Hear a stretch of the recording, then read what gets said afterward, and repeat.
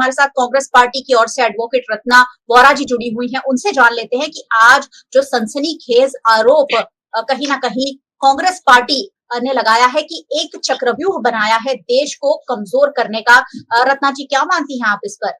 जी मयूरिका जी, बहुत बहुत धन्यवाद। सबसे पहले तो आपके इस VNM न्यूज चैनल में मुझे इनवाइट करने के लिए, और मैं आशा और उम्मीद रखती हूँ कि हम इसी तरह बार बार अलग अलग टॉपिक्स पे मिलते रहेंगे, क्योंकि ये हिंदी का चैनल है। तो मुझे काफी अच्छा लगा कि आपने मुझे इनवाइट किया है, धन्यवाद उसके लिए। मेरे पैनलिस्ट साथियों को मेरा नमस्कार, और जो भी मेरी आवाज सुन रहे हैं उन सभी को भी मेरा नमस्कार। और साथ में अब मैं ये शुरू करने से पहले कहना चाहूंगी कि जो राहुल गांधी जी है, आज जब से उन्होंने पहले भारत जोड़ो यात्रा, फिर भारत जोड़ो न्याय यात्रा निकाली, उसके बाद से राहुल गांधी जी जननायक बन गए हैं, जन नेता बन गए हैं। और आपने राहुल गांधी में एक वो कशिश है, एक आकर्षण है, वो आज देश के हर एक वर्ग को अपने साथ जोड़ने की बात कर रहे हैं, और सभी लोग उनके साथ जुड़ भी रहे हैं। आपने देखा, दलित वर्ग हो, पिछड़ा वर्ग हो, लघुमती समाज हो, या कोई भी समाज हो, मध्यम वर्ग हो, सब को राहुल गांधी के अंदर एक आशा की किरण दिखाई दे रही है। और हम जो हमारे साथी हंस रहे हैं, बड़ी खुशी है, उनको हंसी आ रही है। और ये मैं बता दूं कि राहुल गांधी जनगणना की बात करी है। राहुल गांधी ने अपने इस बजट के अंदर जो एक हलवा बनाया गया, और उस हलवे के अंदर कोई भी SC कर्मचारी नहीं था, 20 कर्मचारी लगभग थे। कोई भी SC कर्मचारी नहीं था, कोई भी ST कर्मचारी नहीं था, OBC का नहीं था, और शायद कोई माइनॉरिटी का भी नहीं था। और उन्होंने बताया, और उस टाइम पे भी निर्मला सीतारमण जी ऐसे ही हंस रही थी।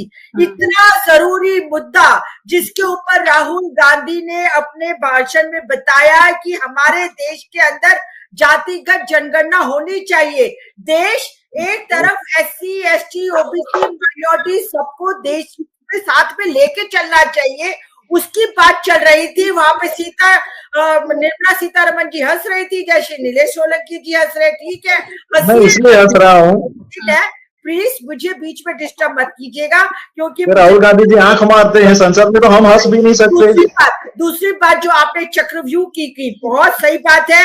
हम जिस तरह से कांग्रेस पार्टी चक्रव्यूह को तोड़ती है, और राहुल गांधी जी ने कहा कि अब देश का जो युवा वर्ग है, देश का जो पिछड़ा युवा वर्ग है, जो देश का दलित युवा वर्ग है, वो समझ चुका है, और वो चक्रव्यूह में आने वाला नहीं है। वो अब अभिमन्यु नहीं, परंतु वो अर्जुन है, और अर्जुन हर तरीके से एक एक करके चक्रव्यूह तोड़ता जा रहा है, और आगे भी तोड़ते जाएंगे। और जिस तरीके से हमने मध्यम वर्ग को आगे बढ़ाने के लिए हम मनरेगा लाए थे, आपको सबको याद होगा, हम मनरेगा लाए, हमने किसानों के कर्जे माफ किए थे, हमने बड़े बड़े उद्योगपतियों के कर्जे ना तो उस टाइम माफ किए थे, ना ही अभी कोई मंशा है। परंतु यहाँ पे राहुल गांधी जी ने बताया कि सिर्फ कुछ लोगों को और मित्रों को ठीक है, संसद में तुम नाम नहीं ले सकते, परंतु मैं समझती हूँ आपके चैनल पे मैं जरूर नाम ले सकती हूँ कि अदानी और अंबानी जैसे मित्रों को फायदा कराने के ही लिए इस तरह का बजट लाया गया है। आप देखिए, ये बजट के अंदर कहाँ कौन सी योजना है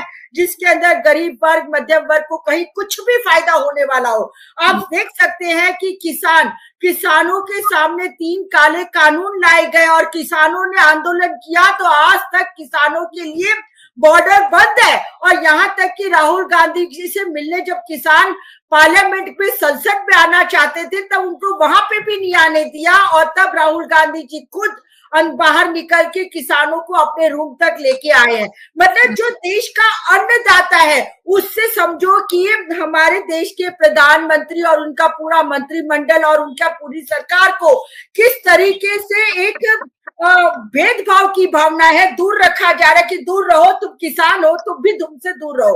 तो इस तरह से किसानों को दूर रखा गया। फिर अग्निवीर की योजना, और राहुल गांधी जी ने बोला कि हम तो आएंगे और इसी संसद के सत्र में, मतलब सदन में ही, इन्हीं 5 सालों में किसानों को MSP का कानून दिला के ही रहेंगे। ये APMC है, साथ में राहुल गांधी जी APMC है, अग्निवीर 4 साल के लिए केरल में APMC है, योजना लेके आए। उस अग्निवीर जैसी वाहियात योजना को भी हम फाड़ फूड़ के फेंक देंगे। ये भी राहुल गांधी जी ने बोला है। तो राहुल गांधी जी का जो भाषण है वो मैं समझती हूँ कि दिन प्रतिदिन इतना वो सटीक होके बोलते, दिल से बोलते हैं, नाटक नहीं करते, रोना धोना नहीं करते माइक पे आके, अरे भाई तुमने तो मेरा ये कर दिया वो कर दिया, मुझे इतने किलो गालियां 99 क्यों आई? ऐसी आलतू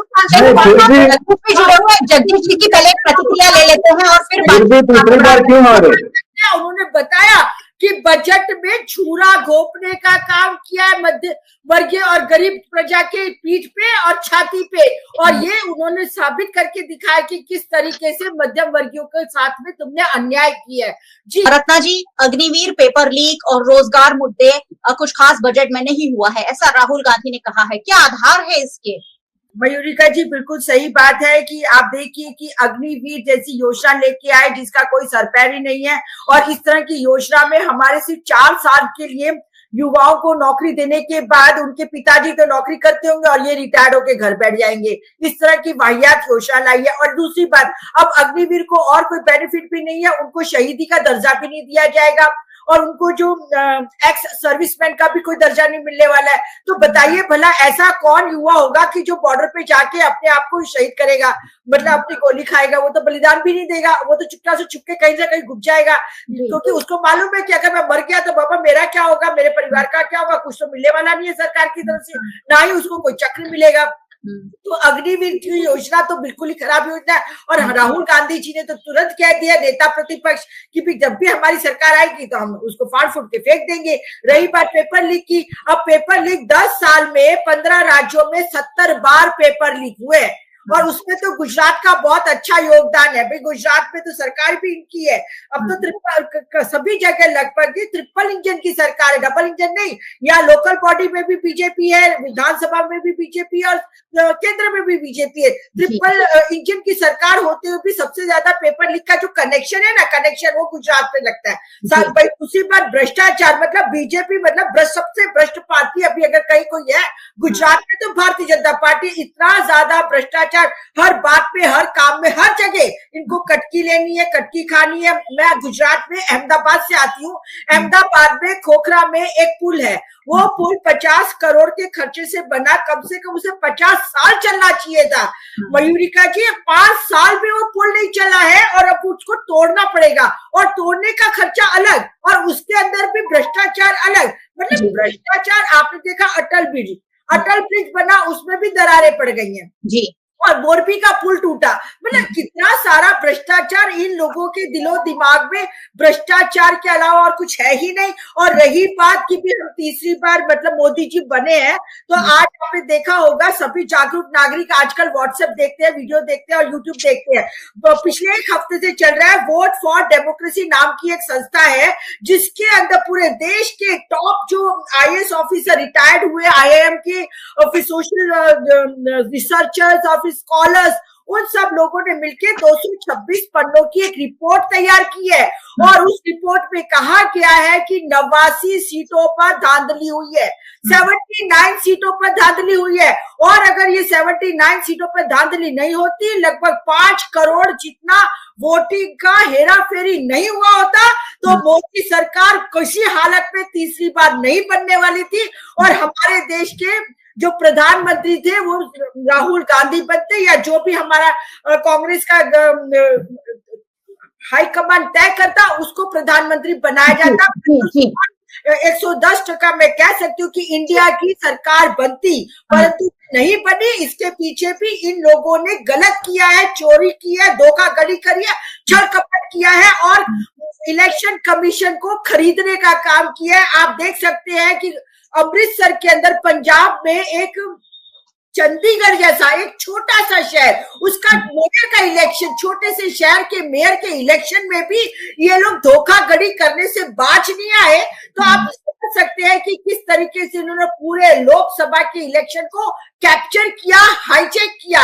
जो पहले 24 घंटे और 48 घंटे में जो आंकड़े आ जाया करते थे, वो आंकड़े आज इन्होंने 11 दिन के बाद जी, है। मतलब कहना है कि ये कोई सरकार चुनी हुई सरकार नहीं है, ये सरकार लुटेरों की सरकार है, इन्होंने वोटों का लूट की है और ये इसका जवाब अब इलेक्शन कमीशन ऑफ इंडिया को देना ही पड़ेगा। जी रत्ना मैम, एक छोटा सा जवाब आपसे चाहूंगी कि भारतीय जनता पार्टी के नेताओं में डर का माहौल होने की बात क्यों राहुल गांधी को लोकसभा के पटल से कहनी पड़ी?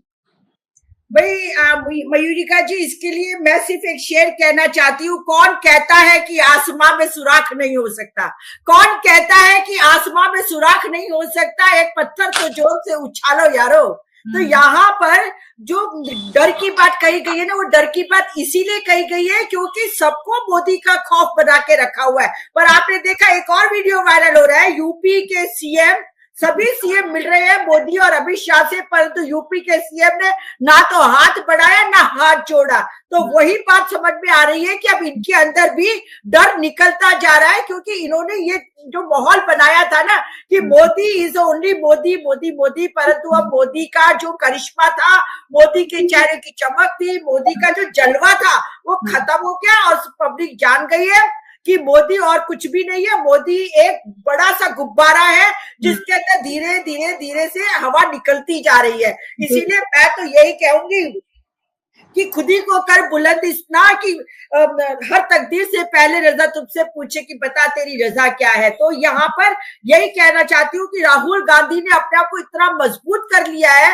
इतने उन्होंने अपने आप को इतना तपा दिया है। जैसे सोना होता है ना, सोने को मतलब तपाते हैं तो वो और खिलता है और चमकता है, ऐसे राहुल गांधी जी चमक के बाहर आए हैं। राहुल गांधी जोड़ना चाह रहे जगदीश उनसे ले लेते हैं, परंतु राहुल गांधी तपे हैं, राहुल गांधी चले हैं और जिस तरह से राहुल गांधी जननायक बने हैं ना, उस तरीके से आज की तारीख में आप पूरे विश्व में बता दीजिए कोई एक भी नेता हो राहुल गांधी के टक्कर में। जगदीश जी आप बताइए, जगदीश जी बोलिए। देखिए रत्ना जी भी बहुत खुलकर बोल रही है और अच्छा बोल रही हैं। उन्होंने 2-3 शेर अभी पेश किए हैं, तो मैं ही भी बोल देता हूँ कि भारतीय जनता पार्टी भी विपक्ष से क्या कहते होंगे कि सिर्फ खंजर ही नहीं आंखों में पानी चाहिए, सिर्फ खंजर ही नहीं आंखों में पानी चाहिए, ए खुदा दुश्मन भी मुझे खानदानी चाहिए। क्या बात है, इरशाद। तो मैंने ये सूरज तुझे पूजा नहीं समझा तो है, मैंने ये सूरज तुझे पूजा नहीं समझा तो है, मेरे हिस्से में भी थोड़ी धूप आनी चाहिए। तो सभी को अपनी अपनी तरह से डिमांड करते हैं, सभी लोग अपने अपने मानते हैं। वो राहुल गांधी को कहते हैं, ये मोदी जी को कहते हैं। प्रजा जो है, लोग जो है, पीपल्स ऑफ द इंडिया, वो क्या कहते हैं? वो तो यही कहते हैं कि जिंदगी के इस सफर में अगर जिंदगी की राह में जिंदगी भी आए तो उसको ठोकर लगानी चाहिए। मेरी कीमत कौन दे, ये मतदार कह रहे हैं, मेरी कीमत कौन दे सकता है इस बाजार में? तुम जुलेखा हो, तुम्हें कीमत लगानी चाहिए। चलिए, बहुत बहुत शुक्रिया। शेरो शायरी का अब जमाना हो गया है और अब तो संसद में भी शेरो शायरी का दौर चलता है। बहुत बहुत शुक्रिया, आप दोनों मेहमान हमारे साथ जुड़े। रत्ना जी बहुत बहुत शुक्रिया आपका भी।